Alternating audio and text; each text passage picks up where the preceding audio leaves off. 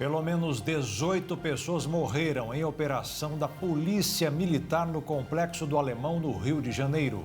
Presidente do TSE, Edson Fachin, dá 5 dias de prazo para presidente Bolsonaro explicar críticas às urnas eletrônicas.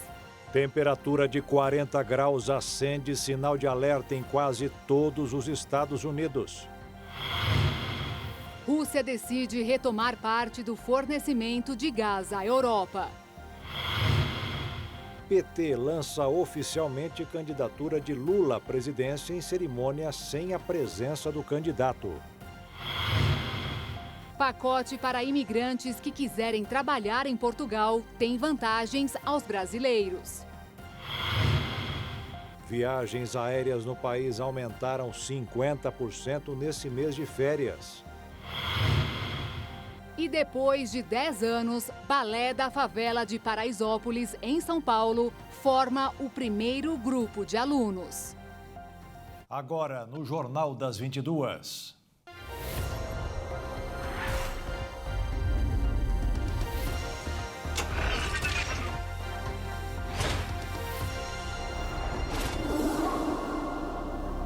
Olá, boa noite. Boa noite. No Rio de Janeiro, pelo menos 18 pessoas morreram hoje em uma operação da Polícia Militar no Complexo do Alemão. Ainda não foi divulgada a identidade dos mortos.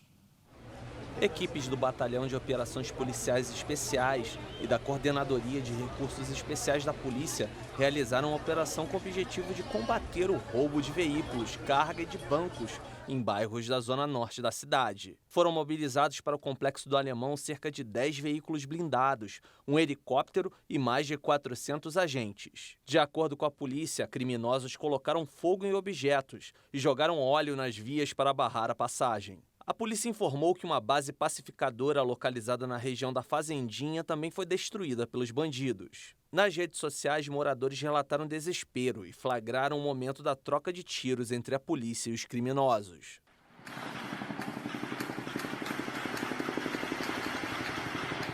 Alô, bom dia pessoal, bom dia. Outras operações também aconteceram nas comunidades do Juramento e Juramentinho, localizados nos bairros de Vicente de Carvalho e Tomás Coelho. No mês chamado de Julho das Pretas e quando também é comemorado o Dia Nacional de Combate à Discriminação Racial, ainda existem casos como o de uma moradora de Campo Grande, no Mato Grosso do Sul. Faz 4 anos que ela espera da Justiça a resposta a uma acusação que ela fez de racismo. As lágrimas relembram uma situação ainda difícil de ser contada e que ainda não teve decisão na Justiça, apesar de já ter sido realizada audiência. Cozinheira Fátima Gomes, de 60 anos, foi impedida de acessar o elevador social de um condomínio localizado na rua 15 de Novembro, em Campo Grande. Pelas imagens do circuito interno de segurança, é possível perceber o momento em que este homem conversa com ela. E, na sequência, indica que ela use o elevador de serviço. Lembrar o que ela ouviu naquele dia e da forma como foi tratada ainda dói. Cada vez que a gente lembra daquele fato, daquele dia, daquele acontecido, dói muito. Que se você vê o vídeo, ele dá 3 tapão assim na porta do elevador, sabe? Assim, sabe, com raiva. Pá, pá, sabe? Ele bateu na porta do elevador com raiva, assim. O que eu tinha que querer entrar por lá, entendeu? Eu não sabia que não podia, eu não fui alertada que não podia, ninguém me avisou. Eu sempre tinha entrado por ali, eu não fui ali para desrespeitar ninguém, para desrespeitar o espaço, as normas do condomínio, mas se eu tivesse sido avisada, eu não teria ido por lá. Ela denunciou o caso como forma de dar força para outras pessoas que passam pela mesma situação, para que elas não se calem. O caso aconteceu há 4 anos e, apesar de trazer ainda um certo sofrimento para a dona Fátima, isso não tirou dela todo o brilho, toda a vontade de fazer o que ela sempre fez. Ela está à frente de um projeto social, por exemplo, que atende 100 famílias no bairro onde mora. Isso também não fez ela desacreditar no ser humano, muito pelo contrário. Quando ela lembra dessa história, ela quer mostrar para as pessoas o que é fundamental, o que todo mundo deveria saber desde sempre, a importância do respeito e do amor entre o ser humano. O enfrentamento ao racismo, ao preconceito, à discriminação sempre foi uma constante na vida de Dona Fátima. Agora, mais uma vez, ela falou sobre o assunto para relembrar o Julho das Pretas, uma ação nacional para fortalecer ações das mulheres negras nas diversas esferas da sociedade. Por conta do Julho das Pretas, a gente acha que fica até mais forte, mais guerreira, com mais vontade de estar falando, esclarecendo as pessoas sobre vários fatos, principalmente o racismo. Todo mundo tem que ser respeitado. A ex-advogada Georgina de Freitas morreu aos 71 anos em Duque de Caxias, no Rio de Janeiro, onde estava internada desde novembro do ano passado, quando sofreu um acidente de carro. Ela comandou um esquema de fraude de R$2 bilhões à Previdência, com 20 advogados. Depois que tudo foi descoberto em 1992, ela fugiu para a Costa Rica, mas foi extraditada e cumpriu 12 anos de prisão. As altas temperaturas que têm devastado a Europa também afetam os Estados Unidos. 48 estados anunciaram um alerta de calor. Isso porque algumas regiões podem bater recorde nos termômetros. E os reflexos do aquecimento global também podem ser sentidos em outras partes do planeta, inclusive no Brasil. Novas projeções indicam um aumento ainda mais severo da temperatura nos Estados Unidos nos próximos dias, que já atingiram o pico esta semana, ao mesmo tempo em que a Europa viveu uma crise histórica. Especialistas norte-americanos calculam que mais de 60 milhões de pessoas possam ser afetadas, com risco de morte em algumas partes do país, por conta do processo de aclimatação, por não estarem acostumados com temperaturas diferentes. O Serviço de Meteorologia americano alertou sobre o calor em Las Vegas, onde as máximas devem chegar a 43 graus. O órgão também alertou para as condições perigosamente quentes em Phoenix, com previsão de 46 graus. Em meio ao aumento do calor intenso, o presidente americano Joe Biden chamou a crise climática de uma emergência e um perigo claro e presente. Biden prometeu usar o seu poder para responder caso o Congresso não haja em prol do clima. Já no Brasil, os efeitos das mudanças climáticas também estão sendo percebidos. Segundo o relatório do painel intergovernamental sobre alterações do clima, o semiárido brasileiro, que engloba boa parte do Nordeste e Norte de Minas Gerais, já enfrenta secas mais intensas e temperaturas mais altas. Os especialistas da organização afirmam que as mudanças climáticas podem desencadear em novas ondas de calor sem precedentes, tempestades aterrorizantes e escassez generalizada de água. Segundo o relatório do Instituto, os próximos anos são críticos porque, se as emissões dos gases causadores do efeito estufa não forem reduzidas até 2030, será praticamente impossível limitar o aquecimento global no final deste século. Os níveis de umidade do ar em todas as regiões do Brasil atingiram faixa de alerta entre 12% e 20%. Valores que são muito abaixo do ideal para a saúde humana, que é em torno de 60%. Segundo dados do Instituto Nacional de Meteorologia, os estados de Rondônia, Mato Grosso, Piauí, Mato Grosso do Sul, Goiás, São Paulo, Minas Gerais e Bahia registraram um menor nível. As temperaturas acima do normal para esta época do ano, com sol e tempo seco, impedem a chegada de frentes frias, inibindo o crescimento de nuvens e, consequentemente, as chuvas. O novo RG digital já pode ser baixado pelo celular. O download do documento foi liberado hoje pelo governo federal. Assim como a forma física do documento, o aplicativo não está disponível para todas as regiões do país. Apenas para quem mora no Distrito Federal e nos estados de Alagoas, Goiás, Pará, Paraíba, Rio de Janeiro e São Paulo tem acesso. As pessoas podem baixar o aplicativo e desfrutar as praticidades oferecidas pelo novo documento. Os moradores de outros estados terão que aguardar um pouco mais. Após a instalação, basta clicar na opção de adicionar o documento e apontar a câmera do celular no QR Code, que está no documento físico antigo, e validar a versão digital. A nova carteira de identidade traz mais segurança e menos burocracia a todos, já que não será mais preciso ter o documento físico para resolver questões pessoais. Os documentos digitais estão sendo liberados aos poucos desde março, quando a versão entrou em vigor. Mas os estados terão até o ano que vem para se adaptar ao novo modelo de identificação. E veja a seguir, viagens aéreas no país aumentaram 50% nesse mês de férias. E ainda, pacote para imigrantes que quiserem trabalhar em Portugal tem vantagens aos brasileiros.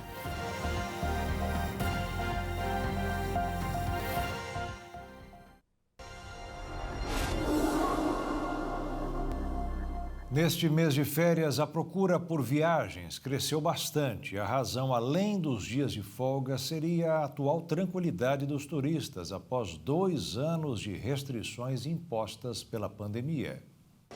A viagem em família era mais do que esperada. Eu fiquei mais de 2 anos dentro de casa, tomando todas as precauções por conta da pandemia. Tomei as vacinas necessárias. E agora que a gente está se sentindo um pouco mais seguro, vamos, né, para viver um pouco, porque também a vida passa correndo e a gente tem que sair atrás dela, né? A pandemia adiou os planos de viagem de muita gente, que agora resolveu transformar o sonho em realidade. As pessoas começaram a querer e ter necessidade de viajar, de sair de casa, de ficar de férias. Foi justamente com o retorno dos eventos, com o retorno das feiras, das convenções. Então, as viagens deu meio que um boom. Dados de agências de turismo mostram que a procura por viagens agora em julho cresceu mais de 50% na comparação com o mesmo mês do ano passado. E os destinos nacionais são os mais procurados. As capitais São Paulo, Fortaleza e Salvador aparecem no topo do ranking do levantamento da empresa Kayak. A companhia americana ainda lista lugares como Rio de Janeiro, Porto Alegre, Recife, Maceió, Brasília, Porto Seguro e Natal, o destino da família da Maria Fernanda, como conta o filho e a nora dela. Vamos descer em Natal e vamos para a Praia de Pipa, vamos ficar mais ou menos 9 dias lá. Por que um destino nacional? Por que vocês escolheram esse destino? Acho que pelo motivo que todo mundo está escolhendo, né? Ainda um pouco de medo por conta da pandemia, voo mais curto. O Brasil tem muito lugar bonito para conhecer também, né? A gente já foi para lá em janeiro, né? O Wagner tinha ido a trabalho, gostou, falou, amor, você precisa voltar comigo. Fomos em janeiro, fomos com os meus pais e gostamos tanto, retornamos porque é um lugar que tem uma tranquilidade, uma vibração boa. E aí vamos levar os sogros para ir com a gente lá. O fator financeiro também conta? Com certeza. Apesar de que não está barato, voos nacionais também não estão baratos, mas óbvio que não ter que converter moeda para euro e dólar no momento ajuda, né? Mas, segundo o fundador da Graco Viagens, o gasto é quase o mesmo. Ele lembra que uma passagem de São Paulo ao Amazonas, por exemplo, não é muito diferente do valor de uma passagem de São Paulo aos Estados Unidos. Um destino também muito procurado nessa época do ano na agência dele, que neste mês registrou aumento de 60% na procura por viagens. É por conta do verão europeu, do verão nos Estados Unidos. Então, a demanda, a procura que coincide o mesmo período de férias para eles lá com o nosso aqui no Brasil, então essa procura realmente foi mais intensa. Entre os destinos internacionais mais buscados pelos brasileiros neste mês estão Lisboa, Buenos Aires, Santiago, Paris, Orlando, Miami, Londres, Porto, Nova York e Roma. E mesmo com as passagens mais caras, o turista quer mesmo é saber de viajar. A demanda, a procura, ela não diminuiu, seja para destinos nacionais ou seja para destinos internacionais. A Cintia esperou 3 anos para fazer não uma, mas várias viagens nessas férias de julho. A brasileira mora na Holanda há 6 anos e, passada a fase mais crítica da pandemia, resolveu voltar ao Brasil para visitar a família. Primeiro veio a São Paulo ver o irmão e o sobrinho e daqui segue para o Espírito Santo para matar a saudade do restante dos parentes. e compara preços. O preço disparou absurdamente. Então, está muito caro lá, está muito caro aqui. A vantagem é que lá, o salário, você pode ter uma vida digna. Ainda assim, ela se planejou para estar no Brasil e conta que todo o dinheiro gasto está valendo muito a pena. A saudade grande e a gente tem que construir momentos, né? A gente tem sobrinhos pequenos na família, então tem que criar os momentos, né? Senão eles esquecem, eles vão crescer sem saber quem a gente é, né? Só por videochamada não dá. E é isso que nada paga, né? Não paga, não paga. É caro, mas não paga, não tem preço, né? Segundo especialista no assunto, para viajar com tranquilidade e dormir em paz, sem pensar em dívidas, basta se organizar. Não adianta você querer viajar agora, nas férias de julho, ainda em julho que você já não tem passagens com preços bons, atrativos, e você não vai pagar barato. Agora, se você se planejar para daqui a 3 meses ou daqui a 6 meses, você vai ainda encontrar preços atrativos e, com certeza, esses preços, esses valores, vai entrar e se encaixar no teu orçamento. É ilusão isso de achar que você vai encontrar preços baratos numa viagem em cima da hora. Taxistas e caminhoneiros vão começar a receber o auxílio do governo a partir do mês que vem. O Ministério da Previdência pediu hoje às prefeituras que informem os motoristas de táxi cadastrados para providenciar os pagamentos a partir do dia 16. Não foi informado o valor das parcelas. Em relação aos caminhoneiros, o governo já tem a relação e, por isso, os depósitos de R$1.000 por mês serão feitos a partir do dia 9 de agosto. No mercado financeiro, o dólar fechou em alta nesta quinta-feira, dia em que o Banco Central Europeu decidiu elevar a taxa de juros pela primeira vez desde 2011. A alta foi de 0,66%, encerrando o dia em R$ 5,49 na venda. É o maior valor desde o dia 24 de janeiro. E a Bolsa de Valores subiu 0,76% com 99.033 pontos. A arrecadação de impostos em junho bateu recorde e passou dos 180 bilhões de reais. Houve uma alta de 18% em relação ao mesmo mês do ano passado. O acumulado desde janeiro foi de 1 trilhão e 100 bilhões de reais, o valor mais alto em 27 anos. Segundo a Receita Federal, o resultado pode ser atribuído ao maior recolhimento do imposto de renda das empresas e da contribuição sobre o lucro líquido, que é destinado ao financiamento da Seguridade Social, como saúde e aposentadorias. E o faturamento das editoras de livros foi 10% maior no primeiro semestre desse ano em relação ao mesmo período do ano passado. Apesar das dificuldades, no primeiro semestre desse ano, a comercialização desses itens aumentou 7% e o seu faturamento também foi o maior do que o mesmo período do ano passado. A venda de livros é um dos principais desafios enfrentados pelo setor editorial em um mundo cada vez mais digital. Mas, entre dezembro e janeiro, impulsionado pelas festividades da época, o setor teve alta de 23%.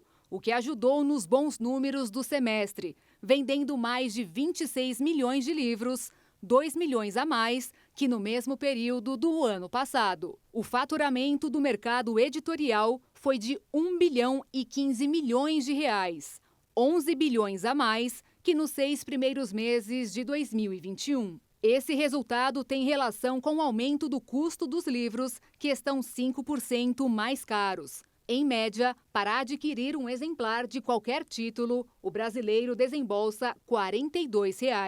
Uma das opções para continuar exercitando a leitura e economizar é procurar livros em sebos e lojas especializadas em troca e venda de livros usados. A indústria brasileira eliminou 1 milhão de empregos em 10 anos. O número está no balanço geral do setor divulgado hoje pelo IBGE. A pesquisa industrial anual apresenta um balanço sobre tudo o que aconteceu no setor entre os anos de 2011 e 2020. Foi um período de vários problemas, como crises, recessão e pandemia, que não afetaram apenas o Brasil, mas o mundo inteiro. No país, foram 7 quedas consecutivas dos números. No começo da década passada, havia mais de 313 mil indústrias abertas.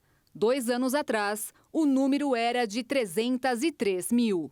A indústria alimentícia foi a que apresentou a maior resistência a todos os fatores negativos.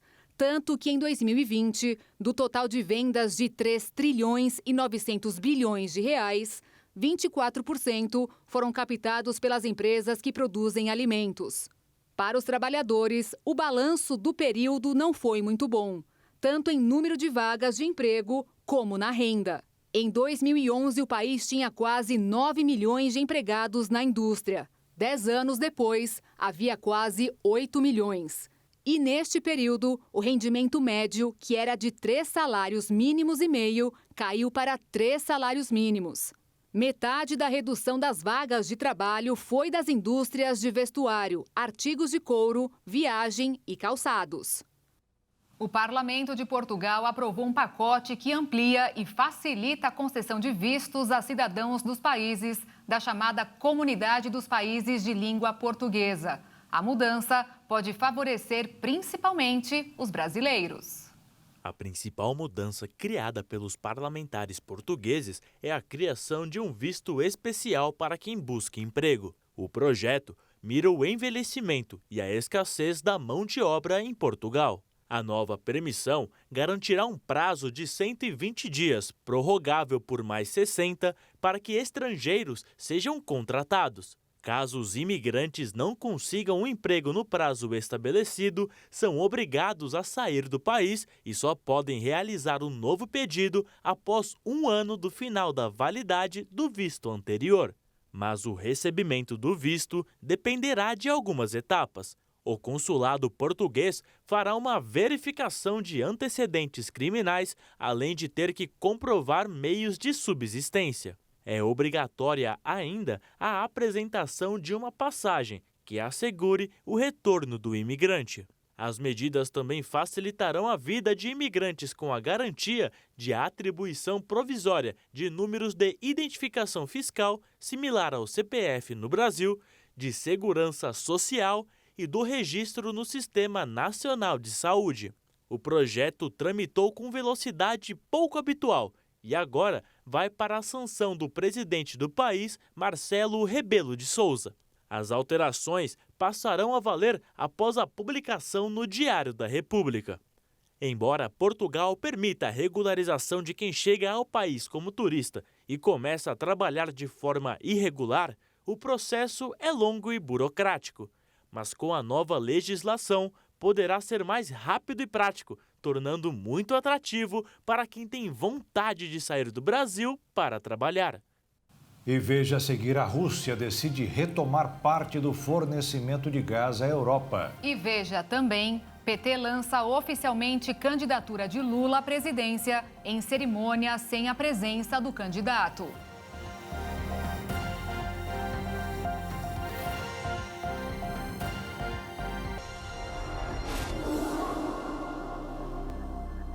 O Partido dos Trabalhadores confirmou o nome de Luiz Inácio Lula da Silva como candidato da legenda à presidência da República. Lula não participou da convenção do PT porque estava em evento no Nordeste. O Partido dos Trabalhadores e a Federação Partidária Brasil da Esperança, formada por PT, PCdoB e PV, oficializaram a candidatura do ex-presidente Luiz Inácio Lula da Silva ao Planalto na manhã de hoje, em um hotel no centro de São Paulo. Membros da Executiva Nacional da Legenda participaram do encontro a portas fechadas. Em seguida, deram prosseguimento à reunião na Convenção Nacional com a presença dos partidos PCdoB e PV, que vão apoiar a chapa nas eleições. Além de Lula, Alckmin, ex-concorrente do petista, foi confirmado como vice da chapa. O anúncio foi feito pela presidente do PT, Gleisi Hoffmann. Lula e Alckmin não participaram da convenção porque estão cumprindo agendas pelo Nordeste. O candidato busca apoio nos estados porque o partido acredita que ele pode vencer as eleições no primeiro turno, mesmo com o aumento da popularidade do presidente Jair Bolsonaro. A convenção do PT foi a segunda a ser feita. Ontem, o PDT lançou Ciro Gomes como representante do partido e ainda não anunciou o nome para ser o vice. A solenidade serve para que os partidos confirmem os representantes ao cargo de presidência da República e também governador, deputado federal, estadual ou distrital.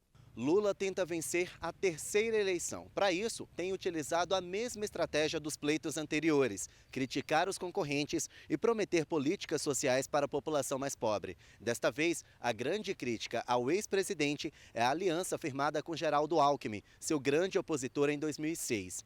Lula também ensaia uma possível aliança com Michel Temer, um dos grandes responsáveis pelo impeachment de Dilma Rousseff em 2016. Nessa corrida presidencial, já há algumas convenções marcadas para os próximos dias. No sábado, é a vez do Avante. O nome a ser confirmado é o de André Janones. O presidente Jair Bolsonaro vai ser definido como candidato à reeleição pelo Partido Liberal no domingo. Simone Tebet na próxima quarta-feira, pelo MDB. Já no dia 30, o Partido Novo irá decidir quem será o seu candidato à presidência. A convenção do União Brasil será a última, no dia 5 de agosto. Luciano Bivar é o representante da legenda.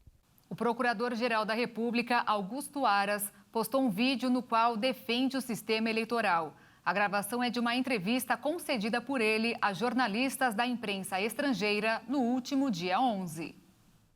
Augusto Aras vinha mantendo silêncio sobre a reunião de Jair Bolsonaro com embaixadores, na qual o presidente repetiu acusações sobre o processo eleitoral brasileiro e as urnas eletrônicas. No vídeo divulgado, Aras não menciona diretamente a reunião, mas fala sobre os acontecimentos no país. Depois, em um trecho da entrevista, o Procurador-Geral da República ressalta a integridade das eleições no país. Nós não aqui aceitamos a alegação de fraude, porque nós temos visto o sucesso da urna eletrônica ao longo dos anos, especialmente no que toca à lisura dos pleitos.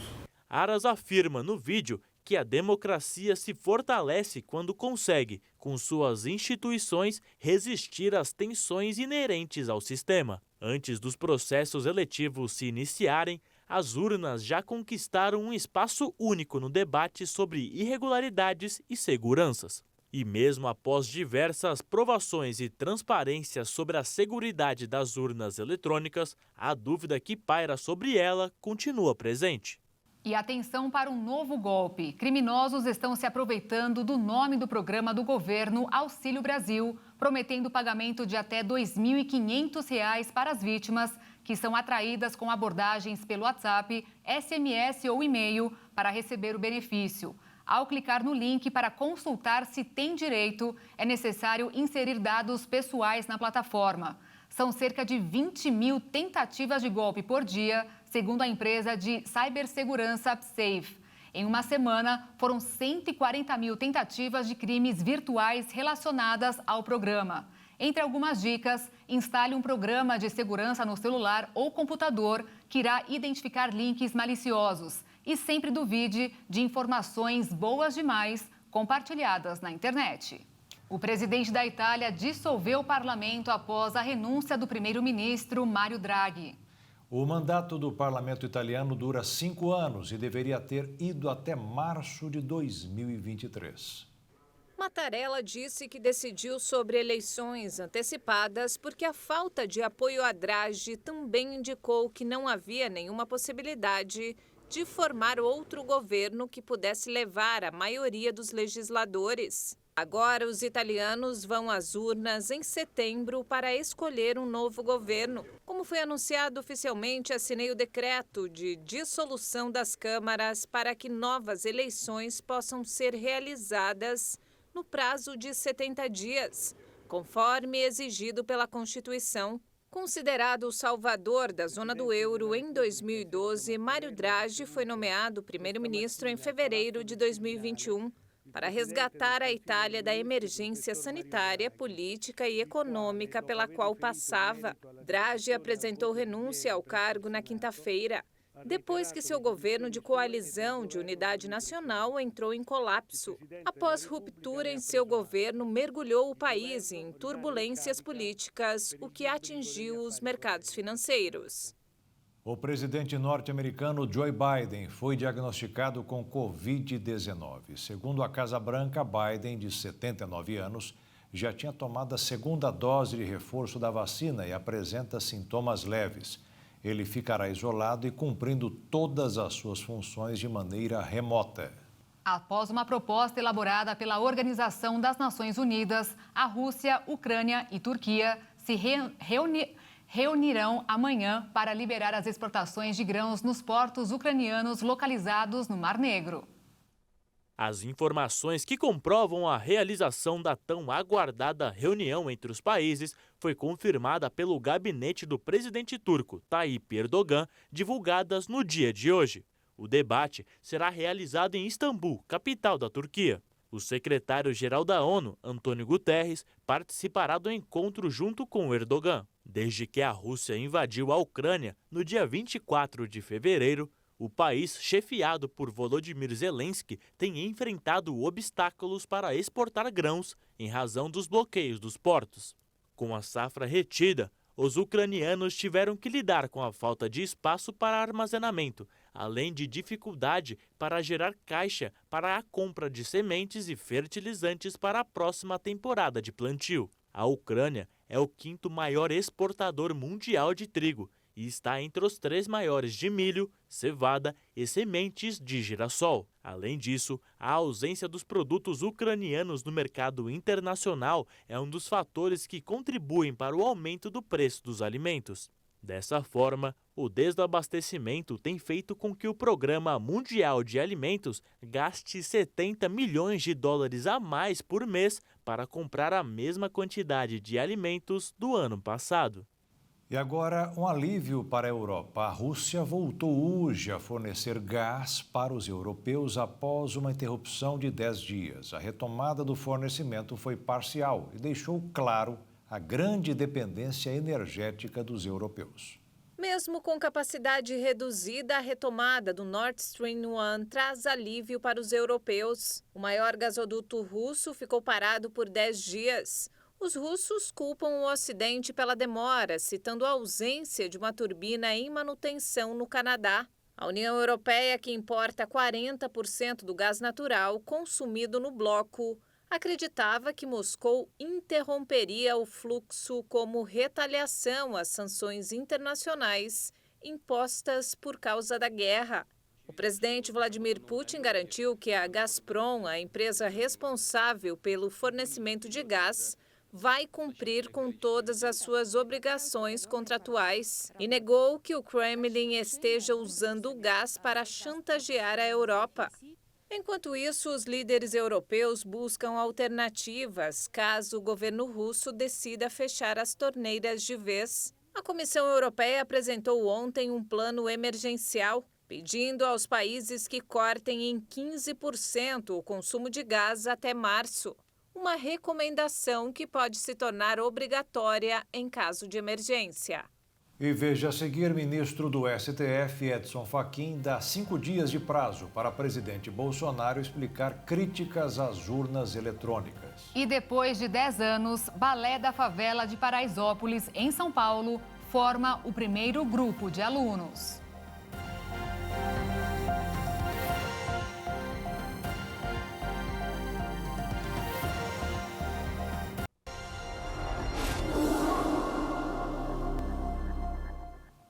O ministro do STF e presidente do Tribunal Superior Eleitoral, Edson Fachin, deu 5 dias de prazo para o presidente Jair Bolsonaro explicar as acusações de fraude nas urnas eletrônicas.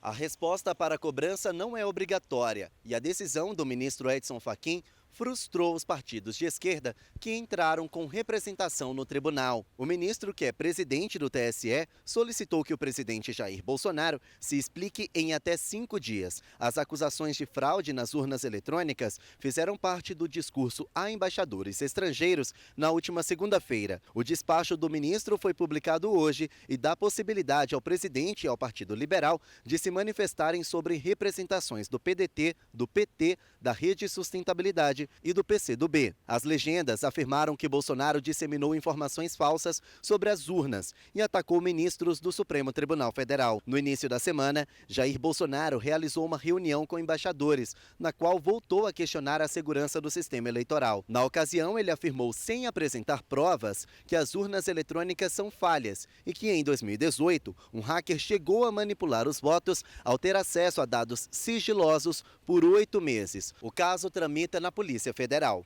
Igor Damasceno, de Brasília, para o Jornal das 22. O Ministério da Justiça lançou um canal direto para o consumidor denunciar empresas que insistem em fazer telemarketing abusivo. Depois de preencher um formulário, a acusação será analisada pelo Ministério da Justiça e depois encaminhada aos PROCONs. A empresa denunciada estará sujeita a multa diária de R$1.000, que poderá chegar até 13 milhões no caso de condenação em processo administrativo. O número de idosos que possuem um plano de saúde mais que dobrou nas últimas 2 décadas. O número, que era de 3.400.000 em 2002, chegou a 7 milhões nesse ano.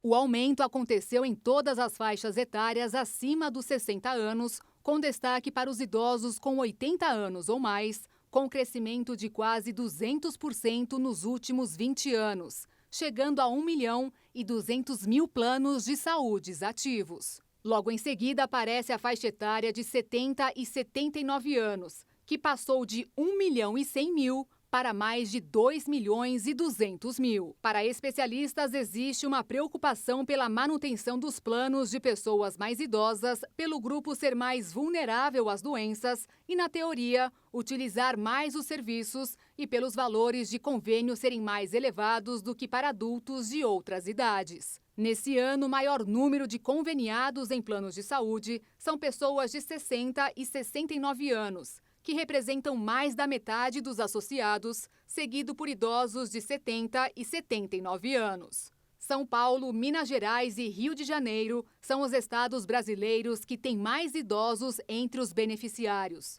Durante a pandemia, a procura por convênio aumentou devido ao medo e à tensão que se instaurou no período e o receio de uma superlotação do Sistema Único de Saúde. Embora os altos valores, a grande maioria das pessoas vê como essencial obter um convênio médico. No primeiro semestre deste ano, as vendas de gasolina no Brasil pelas distribuidoras totalizaram 19 bilhões e 700 milhões de litros, 10,8% a mais que o mesmo período de 2021, segundo a Agência Nacional de Petróleo, Gás Natural e Biocombustíveis. Já o etanol hidratado recuou 13,9% no semestre, em relação a janeiro a junho de 2021, totalizando 7 bilhões e 900 milhões de litros no mercado interno. E a venda do diesel S10 e S500 registrou alta de 2,74%, com 30 bilhões e meio de litros. A pandemia aumentou o risco de crianças e adolescentes a desenvolverem diabetes por ficarem mais em casa e não praticar atividades físicas como deveriam. A quantidade de tempo livre fez também aumentar o consumo de alimentos como salgadinhos e outros ultraprocessados. Um estudo conduzido pelo Centro de Pesquisa Biomédica nos Estados Unidos avaliou que a quarentena foi fundamental para que crianças e adolescentes criassem hábitos sedentários e desencadeassem distúrbios no sono, além de um crescimento da diabetes tipo 2 nessa faixa etária. Para obter esses resultados, foi observado prontuários médicos de um hospital infantil e crianças que deram entrada no pronto-socorro da unidade entre março e dezembro de 2019, traçando um comparativo com o mesmo período do ano seguinte. O resultado mostrou que mais crianças procuraram cuidados médicos com queixas sobre a doença durante o período pandêmico do que no ano anterior à crise sanitária. Uma das principais causas da diabetes em crianças e adolescentes é a obesidade infantil. Por isso, é essencial que elas mantenham uma alimentação saudável, rica em nutrientes, vitaminas e, se necessário, que busque a ajuda de um médico especialista. Só na última década, o número de diabéticos no Brasil cresceu mais de 26% e mais de 1.200.000 crianças e adolescentes convivem com a doença. E nesse período de férias aumentam os casos de acidentes domésticos com as crianças, então todo cuidado é pouco. Durante as férias escolares é o período em que mais acontecem acidentes domésticos envolvendo crianças, desde os mais simples até os mais graves. Em 2021, a Santa Casa de Campo Grande registrou 30 internações deste tipo durante o recesso escolar. Só este ano, de janeiro a junho, foram 13 atendimentos. Seriam os acidentes de afogamento, né? Então, nessa faixa você pode ter acidentes com piscina, com, às vezes, bacia de água e, às vezes, passeando em rios, represas e açudes. Tem as queimaduras, também ingestão de produtos de limpeza, temos intoxicações com outros produtos, remédios deixados ao alcance das crianças, né? E temos os acidentes de trauma, especificamente, né? Então, assim, jogando bola, queda de muro, queda de árvore, acidentes de trânsito, né? Entre outros. As férias escolares começaram no dia 11 de julho e só terminam no dia 26. Em Campo Grande, são cerca de 300 mil alunos da rede pública municipal e estadual de ensino que estão em casa. E como tem sido o cuidado dos pais com as crianças neste período? Não deixar sozinho, não deixar brincar perto de alguns produtos que possa dar problema, tem que estar sempre de olho. Então estão para a chácara, estão lá para minha mãe. Mandei para lá, lá fica mais à vontade. Sobre produtos é tudo erguido, sabe? A gente ergue sabão em pó, alvejante, é tudo na parte de cima, superior, né? Que eles não encostam. Estou com planejamentos aí, né? Essa semana mesmo ela já ficou um pouquinho na casa das primas. A gente já tem que ir dispondo, porque sabe que elas têm muita energia, né? O tenente médico do Corpo de Bombeiros Militar orienta que os cuidados com as crianças devem ser constante e dá algumas dicas para os pais prevenirem os acidentes. Limitar o acesso das crianças à cozinha e à área de serviço, para evitar acidentes com panelas quentes, com forno e com produtos químicos. Também, quando for para a casa dos avós, muitos avós tomam medicamentos, separar esses medicamentos, deixar fora do alcance dessas crianças, né? Sempre limitar o acesso às piscinas e também, durante as viagens, usar sempre a cadeirinha. É muito comum a gente pegar acidentes automobilísticos que envolvam também as crianças. Então, a cadeirinha de acordo com a idade de cada criança, para que elas estejam seguras durante todo o trajeto. Sempre ligar no 193, a gente tem profissionais capacitados para atendê-los e dar as principais orientações relacionadas aos primeiros atendimentos. O Balé Paraisópolis completou seu 10º aniversário este ano. E nesses 10 anos de existência, a instituição oferece aulas gratuitas de balé clássico e outras modalidades para crianças e adolescentes da comunidade, localizada na Zona Sul de São Paulo, com o objetivo de incentivar esses jovens a buscarem melhores oportunidades de vida. E no momento, o Balé Paraisópolis conta com um total de 200 alunos sendo diretamente beneficiados e outros 2.000 na fila de espera. E hoje foi o dia da primeira formatura do projeto. Paraisópolis é a 2ª maior favela de São Paulo e 5ª maior do Brasil. Os 10 quilômetros quadrados da comunidade abrigam cerca de 100 mil habitantes e 14 mil comércios locais. Em mais de um século de existência, a região cresceu como potência econômica e cultural na Zona Sul paulista, mas ainda é observada como símbolo de uma cidade desigual. Motivo que resultou no projeto Balé Paraisópolis, fundado em 2012. Mônica Tarragó usou sua experiência como bailarina e professora de balé para transformar vidas de crianças e adolescentes da comunidade que vivem o que ela observava de sua própria janela: desigualdade e vulnerabilidade. E há 10 anos, deu início a um projeto de formação por meio do ensino da dança clássica e contemporânea, que, junto com sua equipe, luta todos os dias para transformar sonhos em realidade.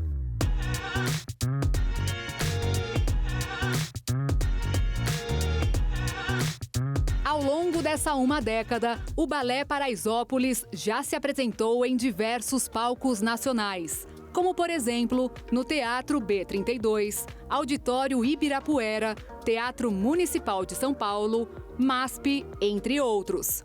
E em 2019, fez sua estreia internacional como convidado da 17ª Gala New York da Brasil Foundation.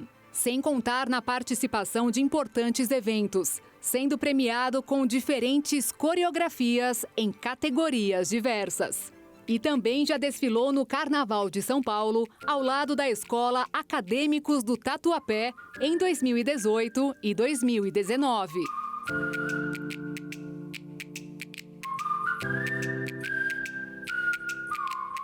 As comemorações de 10 anos do Balé Paraisópolis começaram em maio, mas hoje, dia 21 de julho de 2022, marcam o fruto da iniciativa, a primeira formatura do projeto. Após 9 anos de estudos na instituição, 8 jovens bailarinas, integrantes do recém-criado grupo Jovem Balé Paraisópolis, conquistam seus registros profissionais para ingressar no mercado de trabalho, além de potencializar e elevar o próprio processo artístico dentro da instituição. Para Mônica Tarragó, hoje diretora, professora e coreógrafa, além da idealizadora do projeto, os desafios são enormes, mas é o primeiro passo para que os bailarinos tenham a oportunidade de circularem com trabalhos criados para o elenco, além de possibilitar uma vivência mais madura sobre o fazer e pensar artístico.